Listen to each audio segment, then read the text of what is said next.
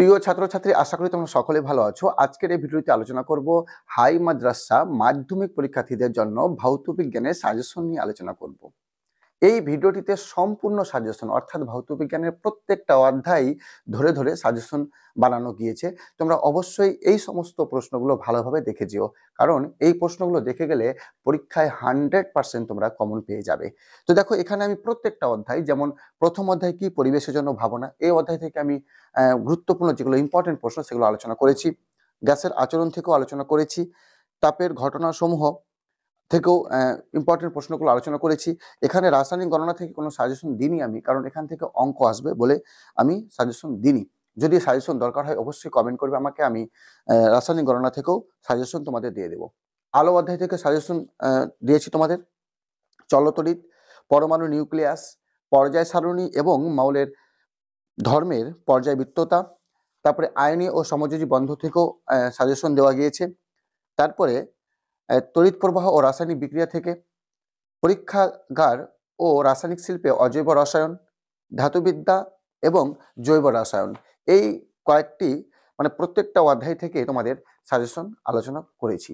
ঠিক আছে, কাজেই এই যে প্রশ্নগুলো বলবো আমি, সে প্রশ্নগুলো ভালোভাবে তোমরা দেখে যেও, পরীক্ষায় 100% তোমরা কমন পেয়ে যাবে। কাজেই কথা না বাড়িয়ে ভিডিওটি শুরু করি। তার আগে ছোট্ট একটা রিকোয়েস্ট, চ্যানেলে প্রথম হলে এক্ষুনি যাও, পরবর্তী নতুন নতুন ভিডিও পাওয়ার জন্য চ্যানেলটি সাবস্ক্রাইব করে রাখবে।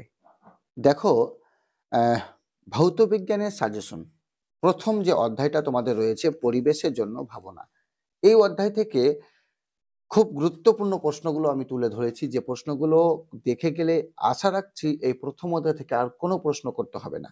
দেখো, 1 নাম্বার, সিএফসি কিভাবে ওজোন স্তরকে ধ্বংস করে, বিক্রিয়া সহ লেখো। 2, ওজোন স্তর ধ্বংসের NO ও NO2 এর ভূমিকা লেখো। 3 নম্বর, মিথেন হাইড্রেট কি, এর সংকেত ও ব্যবহার লেখো। 4, গ্রিন হাউস এফেক্ট কি। 5 নম্বর, জীবাশ্ম জ্বালানি কি, এর সংরক্ষণের প্রয়োজনীয়তা কি। 6 নম্বর প্রশ্ন দেখো, ওজোন স্তরকে ওজোন ছত্র বা পৃথিবীর ছাতা বলা হয় কেন। 7 নম্বর, বায়ুমণ্ডলের কোন স্তরকে ক্ষুব্ধ মণ্ডল বা অশান্ত মণ্ডল বলে এবং কেন। 8 নম্বর প্রশ্ন দেখো, বায়োগ্যাস, বায়ুশক্তি, সৌরশক্তি এর দুটি করে ব্যবহার লেখো। 9 নম্বর, তাপন মূল্য কাকে বলে, এর একক লেখো। আশা রাখছি তোমরা বুঝতে পেরেছো। মাত্র এই কয়েকটি প্রশ্ন করলেই তোমরা, আশা রাখছি এই প্রথম অধ্যায় থেকে যে প্রশ্নগুলো আসে 2 মার্কে, যে একটা প্রশ্ন আসে তোমরা কমন পেয়ে যাবে। তো চলো দেখো, তারপরে দেখো 2 নম্বর অধ্যায় গ্যাসের আচরণ। দেখো 1 নম্বর প্রশ্ন, বয়েলের সূত্রটি লেখো এবং এর গাণিতিক রূপটি প্রতিষ্ঠা করো। দেখো, এই অধ্যায় থেকে আমি মাত্র একটি প্রশ্ন বলবো। এই প্রশ্নটা তোমরা দেখে গেলেই 2025 সালে 100% আসবে। কেবলমাত্র একটি প্রশ্ন তোমাদেরকে বলবো। দেখো, আমি এখন বলছি না, আগে 8টি প্রশ্ন পড়ে নিই, তারপর তোমাদেরকে বলছি। 2 নম্বর, চার্লসের সূত্র থেকে পরম শূন্য উষ্ণতার মান নির্ণয় করো। 3, সর্বজনীন গ্যাস ধ্রুবক কাকে বলে, আর কে সর্বজনীন গ্যাস ধ্রুবক বলার কারণ কি। 4 নম্বর, বাস্তব গ্যাস ও আদর্শ গ্যাসের মধ্যে পার্থক্য লেখো। 5 নম্বর, বয়েল ও চার্লসের সমন্বিত রূপটি প্রতিষ্ঠা করো। 6 নম্বর, আদর্শ গ্যাস সমীকরণ PV = nRT প্রতিষ্ঠা করো। 7 নম্বর, প্রমাণ বায়ুমণ্ডলের চাপ কাকে বলে, এর মান কত। 8 নম্বর, গ্যাসের ব্যাপন ও গ্যাসের চাপ বলতে কি বোঝো। ঠিক আছে, তো এই অধ্যায় থেকে মোস্ট ইম্পর্টেন্ট প্রশ্ন হচ্ছে 1 দাগেরটা, বয়েলের সূত্রটি লেখো। একটাই, তোমাদেরকে একটাই করতে বলবো, বয়েলের সূত্রটি লেখো এবং এর গাণিতিক রূপটি প্রতিষ্ঠা করো। যদি পাও অবশ্যই তার সঙ্গে আরো 2টি প্রশ্ন দেখে রাখবে। একটা হচ্ছে বয়েল ও চার্লসের সমন্বিত রূপটি প্রতিষ্ঠা করো, আর একটা হচ্ছে আদর্শ গ্যাস সমীকরণ PV = nRT প্রতিষ্ঠা করো। এই 3টা প্রশ্ন দেখে গেলে আশা রাখছি এই 2 নম্বর অধ্যায় থেকে তোমরা কমন পেয়ে যাবে। রাসায়নিক গণনা থেকে আমি কোনো এখন সাজেশন দিচ্ছি না, কারণ এই অধ্যায়ে তোমরা যে স্যারের কাছে টিউশন পড়েছো সেখানে অবশ্যই স্যার অঙ্কগুলো করেছে, সেই অঙ্কগুলো ভালো করে তোমরা প্র্যাকটিস করবে। ঠিক আছে, তো তোমরা সেখান থেকে অঙ্কগুলো তোমরা কমন পেয়ে যাবে। আর যদি কোনো তোমাদের সমস্যা হয়, অবশ্যই যদি সাজেশন চাও এই রাসায়নিক গণনা থেকে, আমাকে কমেন্ট করে জানাও। আমি তোমাদের পরবর্তী ভিডিওতে তোমাদের এই রাসায়নিক গণনা থেকে সাজেশন দিয়ে দেব। তবে দেখো 4 নম্বর অধ্যায় তাপের ঘটনা সমূহ। 1 নম্বর, তরল পদার্থের আপাত ও প্রকৃত আয়তন প্রসারণ গুণাঙ্ক কি? 2, কঠিন পদার্থের মধ্য দিয়ে তাপের পরিবহন কোন 3টি বিষয়ের উপর নির্ভর করে? 3 নম্বর, তাপ পরিবহন ও তড়িৎ পরিবহনের মধ্যে পার্থক্য লেখো। 4, দ্বিধাতব পাত কি? এর ব্যবহার লেখো। 5, তাপীয় রোধ কি? এর একক লেখো। 6, তাপ পরিবাহিতাঙ্ক কাকে বলে? কোন পদার্থের তাপ পরিবাহিতাঙ্ক সর্বাধিক? 7 নম্বর, দৈর্ঘ্য প্রসারণ গুণাঙ্ক গ্যাসের আয়তন প্রসারণ গুণাঙ্ক কাকে বলে? এর একক লেখো। তারপর আমি আলোচনা করব এই আলো অধ্যায় থেকে। দেখো এই আলো অধ্যায় থেকে গুরুত্বপূর্ণ প্রশ্নগুলো দেখে নাও। 1 নম্বর, আলোর প্রতিসরণ কাকে বলে? এর সূত্র দুটি লেখো। তারপরে দেখো 2 নম্বর, দাড়ি কামানো ক্ষেত্রে সমতল দর্পণে পরিবর্তে অবতল দর্পণের ব্যবহার করা হয় কেন? 3, দন্ত চিকিৎসকরা কোন ধরনের দর্পণ ব্যবহার করে এবং কেন? 4 নম্বর দেখো, মোটর গাড়ির হেডলাইটে কোন ধরনের দর্পণ ব্যবহার করা হয় এবং কেন? 5, অতিবেগুনি রশ্মি, এক্স রশ্মি আর একটা গামা রশ্মির ব্যবহার লেখো। ঠিক আছে, 3টা রশ্মি আছে, অতিবেগুনি রশ্মি, এক্স রশ্মি, গামা রশ্মির ব্যবহার লেখো। এই 3টার মধ্যে একটা আসার সম্ভাবনা রয়েছে এবছর, দেখে যাবা। 6 নম্বর, সাদা আলোতে সবুজ পাতা সবুজ দেখাবার কারণ কি? 7, চাঁদের আকাশ কালো হয় কেন? ঠিক আছে, এই প্রশ্নটা খুব ভালো প্রশ্ন, দেখে রাখবা। চাঁদের আকাশ কালো হয় কেন? 8 নম্বর, সূর্যোদয় বা সূর্যাস্তের সময় আকাশকে লাল দেখায় কেন? এটা একটা প্রশ্ন ভালো।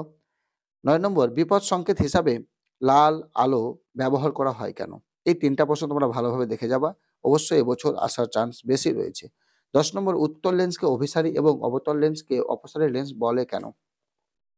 11 নম্বর প্রশ্ন দেখো, আলোক কেন্দ্র বলতে কি বোঝো? 12, লেন্সের ফোকাস দূরত্ব বলতে কি বোঝো? তারপর দেখো 13 নম্বর প্রশ্ন, বিবর্ধন কাচকে, এটা কাচ হবে, বিবর্ধন কাচকে উত্তল লেন্স হিসাবে ব্যবহার করা হয় কেন? ঠিক আছে, বিবর্ধন কাচকে উত্তল লেন্স হিসাবে ব্যবহার করা হয় কেন? দেখো এবার চলতরিৎ থেকে কোন কোন প্রশ্নগুলো করবে। 1 নম্বর, কুলম্বের সূত্রটি লেখো, এর গাণিতিক রূপটি লেখো। 2, জুলের 3টি সূত্র লেখো। 3 নম্বর প্রশ্ন দেখো, তড়িৎ বিভব, এটা প্রশ্ন একটু ভুল আছে, এটা বিভব প্রভেদ হবে। ঠিক আছে, বিভব প্রভেদ আমি লিখে দিচ্ছি এখানে, বিভব প্রভেদ, তড়িৎ প্রবাহ মাত্রা, তড়িৎচালক বল, রোধাঙ্ক বলতে কি বুঝো? আরেকবার পড়ছি, তড়িৎ বিভব, বিভব প্রভেদ, তড়িৎ প্রবাহ মাত্রা, তড়িৎচালক বল, রোধাঙ্ক বলতে কি বুঝো? ঠিক আছে। 4 নম্বর দেখো, ওহমের সূত্রটি লেখো ও গাণিতিক রূপটি লেখো। 5 নম্বর, তড়িৎচালক বল ও বিভব প্রভেদের মধ্যে পার্থক্য লেখো। 6 নম্বর, রোধের শ্রেণী সমবায় ও সমান্তরাল সমবায় কাকে বলে?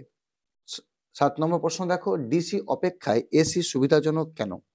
8 নম্বর, তড়িৎ চুম্বকীয় আবেশ সংক্রান্ত ফ্যারাডের সূত্র দুটি লেখো। 9 নম্বর, আর্থিং কি? আর্থিং কিভাবে করা হয়? 10 নম্বর, বাড়িতে বৈদ্যুতিক লাইনে বাতি, বৈদ্যুতিক পাখা ইত্যাদি কোন সমবায় যুক্ত থাকে এবং কেন? 11 নম্বর, বার্লো চক্রের নীতি উল্লেখ করো। 12, ফ্লেমিংয়ের বামহস্ত নিয়মটি লেখো। 13 নম্বর, অ্যাম্পিয়ারের সন্তরণ নিয়মটি লেখো। 14 নম্বর দেখো, কতকগুলি রোধকে শ্রেণী সমবায়ে যুক্ত করলে তুল্য রোধের মান কি হবে নির্ণয় করো।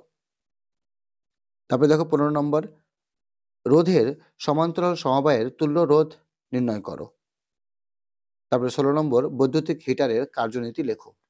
তারপরে দেখো পরমাণু নিউক্লিয়াস থেকে গুরুত্বপূর্ণ প্রশ্নগুলো। 1 নম্বর দেখো, তেজস্ক্রিয়তা বলতে কি বোঝো? এর ব্যবহার লেখো।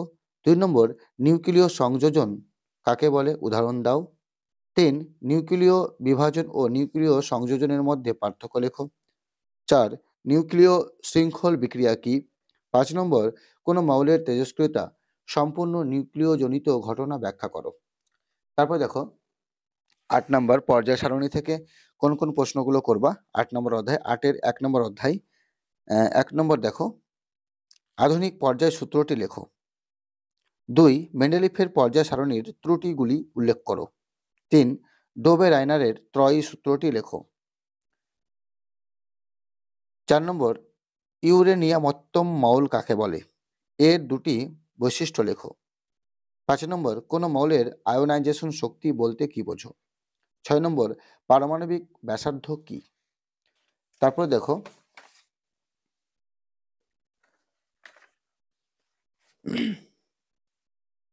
8-2 যে অধ্যায়টা রয়েছে আয়নীয় ও সমযোজী বন্ধন। এখান থেকে গুরুত্বপূর্ণ প্রশ্নগুলো দেখো। 1 নম্বর সমযোজী যৌগের দুটি বৈশিষ্ট্য লেখো। 2 সমযোজী ও তড়িযোজী যৌগের মধ্যে পার্থক্য লেখো। এটা খুবই ইম্পর্টেন্ট এবছরের জন্য। তবে দেখো ন্যাপথলিন ও সোডিয়াম ক্লোরাইডের মধ্যে পার্থক্য লেখো। 4 আয়নীয় যৌগের গলনাঙ্ক ও স্ফুটনাঙ্ক বেশি হয় কেন? ঠিক আছে, স্ফুটনাঙ্ক বেশি হয় কেন? লুইস ডট দেখে নাও। এখানে লুইস ডট গঠন করো, একটা আসছেই, প্রত্যেক বছর আসে, এবছর আসবে। লুইস ডট ভালো করে দেখে যাবা তোমরা এই অধ্যায় থেকে। LiH NaF CaO MgCl2 H2 HCl H2O CH4 C2H4।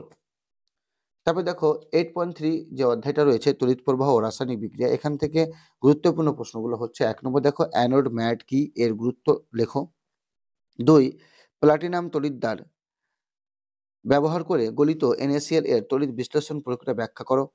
3 তড়িৎ বিশ্লেষ্য প্রক্রিয়া কাকে বলে, উদাহরণ দাও। 4 তীব্র তড়িৎ বিশ্লেষ্য ও মৃদু তড়িৎ বিশ্লেষ্যের মধ্যে পার্থক্য লেখো। 5 নম্বর ভোল্টামিটার কি। তারপরে দেখো 8.4 8.4 নম্বর অধ্যায় দেখো পরীক্ষাগার ও রাসায়নিক শিল্পে অজৈব রসায়ন। এখান থেকে গুরুত্বপূর্ণ প্রশ্নগুলো দেখো। 1 নম্বর স্পর্শ স্পর্শ পদ্ধতিতে সালফিউরিক অ্যাসিড প্রস্তুতির শর্তসহ সমীকরণগুলি লেখো। 2 ওলিয়াম কি, এর সংকেত লেখো। 3 অসওয়াল্ড পদ্ধতিতে HNO3 প্রস্তুতির নীতি, শর্ত ও সমীকরণ উল্লেখ করো। 4 নম্বর লাইকার অ্যামোনিয়া ও তরল অ্যামোনিয়ার মধ্যে পার্থক্য লেখো। 5 নম্বর H2S কে P2O5 দ্বারা শুষ্ক করা হয় কেন? 6 নম্বর কিপ যন্ত্রে H2S প্রস্তুতি ব্যাখ্যা করো। 7 নম্বর ওলিয়াম বা ধূমায়মান সালফিউরিক অ্যাসিড কি। 8 নম্বর দেখো ধূমায়মান নাইট্রিক অ্যাসিড কি। 9 নম্বর জলীয় কপার সালফেট দ্রবণের মধ্যে H2S গ্যাস চালনা করলে কি ঘটে, সমিত সমীকরণ সহ লেখো। 10 নম্বর দেখো HCl গ্যাসকে সরাসরি জলে দ্রবীভূত করা হয় না কেন?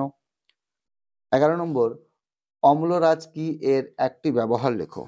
তারপর দেখো ধাতুবিদ্যা অধ্যায় থেকে কোন কোন প্রশ্নগুলো করবে। 1 নম্বর দেখো খনিজ ও আকরিকের মধ্যে পার্থক্য লেখো। এটা পরীক্ষায় চলে এসছে, অবশ্যই অবশ্যই ভালো করে দেখে যাবা এটা। খনিজ ও আকরিকের মধ্যে পার্থক্য লেখো। 2 নম্বর লোহায় মরচে পড়া একটি জারণ বিজারণ প্রক্রিয়া ব্যাখ্যা করো। 3 নম্বর কার্বন বিজারণ পদ্ধতি কি। 4 অ্যামালগাম কি, উদাহরণ দাও। 5 নম্বর সব আকরিক খনিজ পদার্থ কিন্তু সব খনিজ আকরিক নয়, ব্যাখ্যা করো। 6 নম্বর মরচে কি, মরচে পড়ার শর্তগুলি উল্লেখ করো। 7 নম্বর গ্যালভানাইজেশন কি। 8 নম্বর তামার তৈরি পাত্র খোলা বাতাসে রাখলে সবুজ হয় কেন? 9 নম্বর থার্মিট মিশ্রণ কি। 10 নম্বর দেখো অ্যালুমিনিয়াম পাত্রে মোড়া চাটনি খাওয়া উচিত নয় কেন? 11 নম্বর লোহা, কপার, জিঙ্ক ও অ্যালুমিনিয়ামের ব্যবহার লেখো। ঠিক আছে, এটা ভালো করে দেখে যাবো, লোহা, কপার, জিঙ্ক ও অ্যালুমিনিয়ামের ব্যবহার। এবার দেখো জৈব রসায়ন অধ্যায় থেকে কোন কোন প্রশ্নগুলো করবে। 1 নম্বর জৈব যৌগ ও অজৈব যৌগের মধ্যে পার্থক্য। এটা খুবই ভালো প্রশ্ন। ক্যাটিনেশন ধর্ম কাকে বলে, উদাহরণ দাও। সমগণীয় শ্রেণী কাকে বলে, উদাহরণ দাও। দেখো তারপরে প্রশ্ন 4 নম্বর প্রশ্ন দেখো এখানে সিএনজি ও এলপিজি এর ব্যবহার লেখো। 5 নম্বর পলিমারাইজেশন কি। 6 নম্বর রেকটিফাইড স্পিরিট কি। 7 নম্বর ডিনেচার্ড স্পিরিট কি, এর ব্যবহার লেখো। 8 নম্বর মিথেনের দুটি ব্যবহার লেখো। তারপরে দেখো প্রদত্ত যৌগগুলির IUPAC নাম লেখো। তো দেখো এখানে লেখা আছে, তোমরা স্ক্রিনশট করে নাও। আর আমি বলবো তোমাদের IUPAC নামগুলো একটু ভালো করে বই থেকে তোমরা দেখে যাবা, যে নিয়মটা আছে, রুলসটা আছে, হ্যাঁ ফলো করে যাবা, যেন পরীক্ষায় যে আসুক তোমরা পারো। ঠিক আছে, এটি গুরুত্বপূর্ণ আমি দিয়েছি, তোমরা আরো বই থেকে দেখে যাবা। আশা করি ভিডিওটি ভালো লেগেছে। এরকম পরবর্তী নতুন নতুন ভিডিও পাওয়ার জন্য অবশ্যই চ্যানেলটি সাবস্ক্রাইব করে রাখবে।